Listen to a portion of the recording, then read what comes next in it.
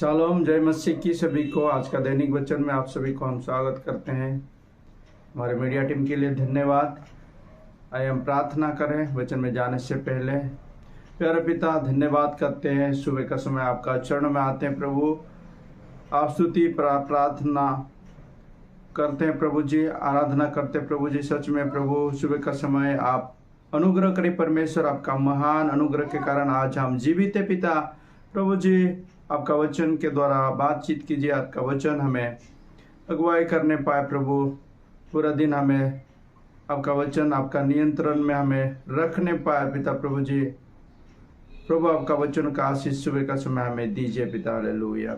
हमारे सारे पापों को आपका पवित्र लहू से धो दीजिए, शुद्ध कीजिए, पवित्र कीजिए, हमें योग्य बनाइए, हमें सिखाइए, चलाइए, आशीष कीजिए। यीशु मसीह के जीवित नाम से हम प्रार्थना को मांगते हैं। आमीन, आमीन, आमीन। सुबह का समय मेरे प्रियो, आज हम रोमियो की पत्री में से हम देखेंगे 12वां अध्याय में मैं पढ़ रहा हूँ। इसमें ऐसा लिखा है 12वां अध्याय का 1 और 2 में, इसलिए हे भाइयों, मैं तुमसे परमेश्वर की दया स्मरण दिलाकर विनती करता हूँ कि अपने शरीरों को जीवित और पवित्र और परमेश्वर को भाता हुआ बलिदान करके चढ़ाओ, यही तुम्हारे आत्मिक सेवा है। इस संसार के सदृश ना बनो, परंतु तुम्हारे मन के नए हो जाने से तुम्हारे चाल चलन भी बदलता जाए, जिससे तुम परमेश्वर की भली और भावती और सिद्ध इच्छा अनुभव से मालूम करते रहो। आमेन, हालेलुया।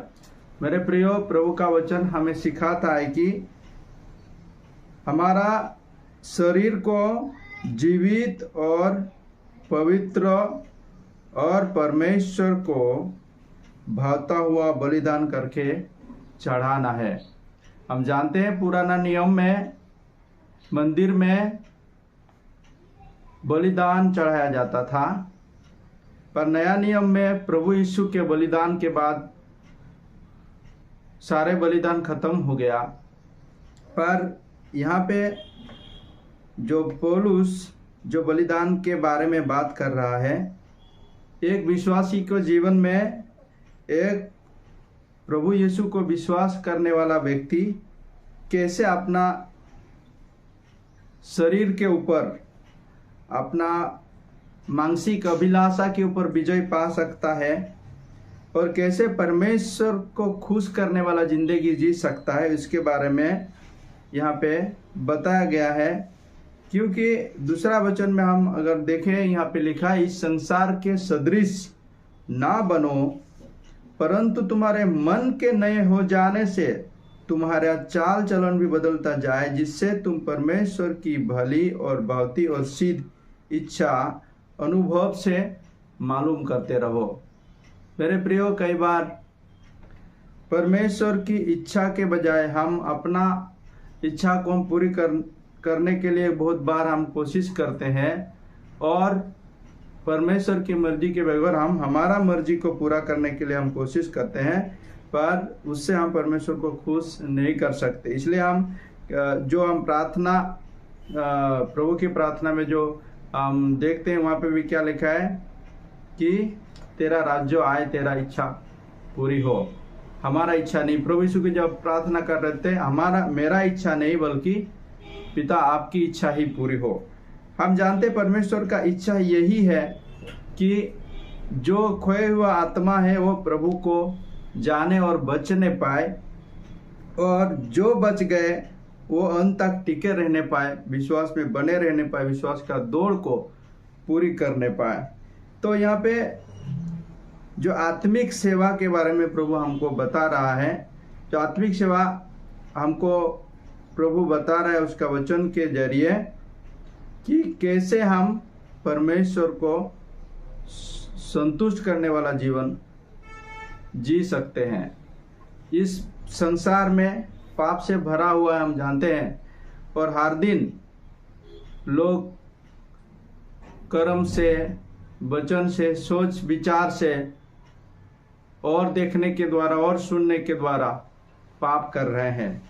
और उसके बीच में एक प्रभु को विश्वास करने वाला, यीशु मसीह को विश्वास करने वाला मसीह व्यक्ति भी है, तो क्या वो पाप एक प्रभु का संतान के ऊपर असर कर सकता है?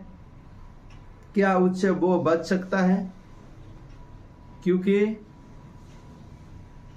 जैसे एक बर्तक जब पानी में तैरते समय पानी उसको असर नहीं करता, क्योंकि एक प्रकार का तेल उनका शरीर में वो लगा देता है, जिसके वजह से बर्तक के शरीर में या उसके बाल में, उसके पंख में, सारा शरीर में वो लगा देता है, ताकि पानी के ऊपर तैरते समय वो पानी उसको भिगा नहीं सकता। ऐसे ही हम संसार में रहते समय संसार का पाप, संसार का सारे बुराइयां एक विश्वासी के जीवन में असर नहीं कर सकता, क्योंकि पवित्र आत्मा के द्वारा उनको अभिषेक किया गया। वो अभिषेक का तेल उनका जीवन में काम करेगा और वो सारे पापों से, सारे श्रापों से, सारे बुराइयों से उनको दूर रखेगा। क्योंकि हम पाप में तो, जैसे साधु पौलुस कहता है, हम पाप में तो मर चुके हैं पर मसीह मुझ में जीवित है। हालेलुया। तो सुबह का समय मेरे सुनने वाले मेरे प्रियो, प्रभु का वचन हमें सिखाता है कि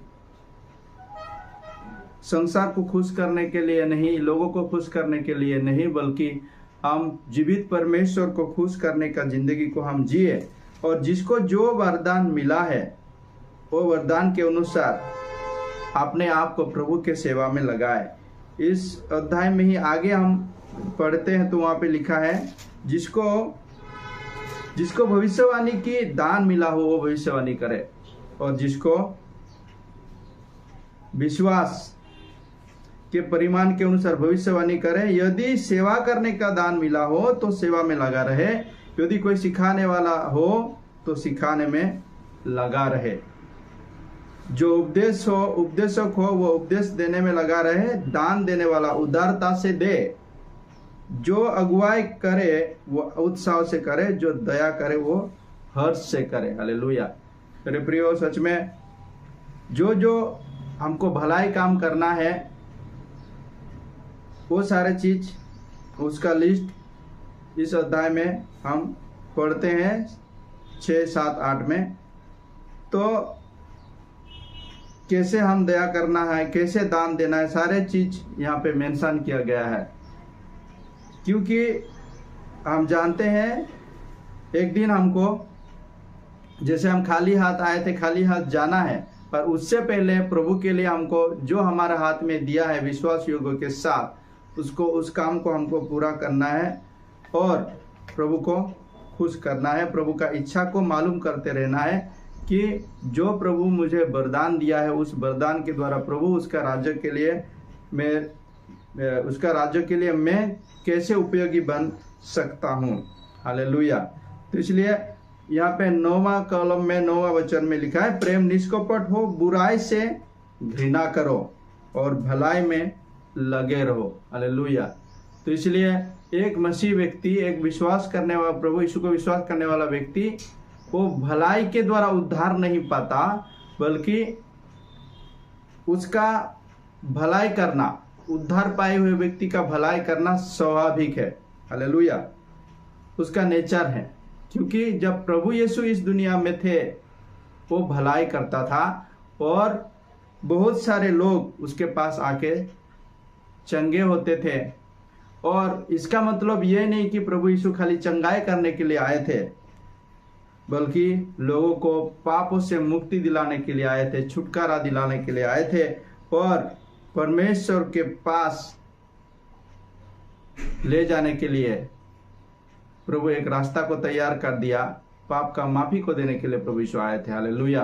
मेरे प्रियो, सुबह का समय प्रभु हमको जिस बुलाहट से हमको बुलाया है, और उस बुलाहट में हम खुद को प्रभु के सामने पेश करें और हमारा गवाही का जिंदगी के द्वारा हम परमेश्वर को खुश करने पाए। और वो कैसे क्वालिटी प्रभु चाहता है? एक तो जीवित रहना है और पवित्र और परमेश्वर को भाता हुआ बलिदान हमको चढ़ाना है। हालेलुया। परमेश्वर हमें लगातार उसका अनुग्रह में, उसका दान वरदानों में और पवित्र आत्मा का अगुवाई हमें देते रहे और उसका सेवा को हम आगे पूरी करते चले पाए। और प्रभु जो हमारे लिए प्रभु जो रखा है आशा, हमारा आशा को प्रभु पूरी करता है और अनंत आशा में जो हम विश्वास करते हैं, क्योंकि प्रभु का वायदा कभी व्यर्थ नहीं होता है, प्रभु का वचन कभी व्यर्थ नहीं होता। आकाश और पृथ्वी टल जाएगा पर परमेश्वर का वचन कभी नहीं टलेगा। हालेलुया। तो और एक वचन में पढ़ना चाहूंगा, रोमियो 12:12 में प्रभु का वचन में लिखा, आशा में आनंदित रहो, क्लेश में स्थिर रहो, प्रार्थना में नित्य लगे रहो, पवित्र लोगों को जो कुछ आवश्यक हो उसमें उसकी सहायता करो, पहुनाई करने में लगे रहो। हालेलुया। इस छोटे से वचन के द्वारा प्रभु आप सभी को आशीष करे। सुबह का समय आइए हम प्रार्थना करें, प्रभु को धन्यवाद करें उसका पवित्र वचन के लिए। प्यारे पिता, धन्यवाद करते हैं, आपका महिमा गौरव करते हैं प्रभु आपका पवित्र वचन के लिए। जितने भी लोग हम वचन को सुना, बोलने वाला सुनने वाला हर एक को आशीषित कीजिए। और आज का तारीख में जितने लोगों का भी शादी का सालगिरह है और जन्म दिवस से हर एक को आशीषित कीजिए और अपने जीवन को परमेश्वर पिता जीवित, पवित्र और आपका भाता हुआ बलिदान करके चढ़ाने पाए और हर दिन प्रभु आपका इच्छा को मालूम करते रहने पाए और आपका इच्छा को पूरी करते रहने पाए प्रभु जी। हालेलुया। प्रभु आपका प्रभु आशीष के लिए, आपका वचन के लिए, आपका अनुग्रह कृपा भलाई के लिए आपको धन्यवाद करते। पूरे दिन हमें चलाइए, सिखाइए, आपका नियंत्रण में ले लीजिए।